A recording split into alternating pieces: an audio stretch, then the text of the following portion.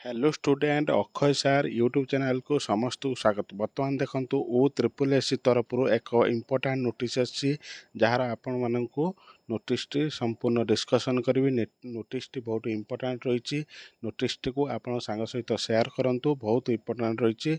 Video channel उपर को प्रथम थर आसते चैनल को सब्सक्राइब करी पाखरे नोटिफिकेशन बटन को ऑन करूँ। देखो नोटिस टी कौन अच्छी, conduct of a preliminary examination for the post of RI ICTS supervisor or ARI अमीन SFS रो एग्जाम डेट आसी केबे कौन हम आम डिस्कसन करवा। वीडियो को एंड जाए देखंतु, लाइक न करथिले लाइक करंतु। देखंतु कौन देला नोटिस टी, the commission has been please to decide that the preliminary examination for the post of RI ICT supervisor ARI Amin SFS under CRO 2023 shall be conducted in computer based requirement examination mode from 20 September रु आरंभ होगी केते पर्यंत हम 20 October पर्यंत चलो। यह important notice T.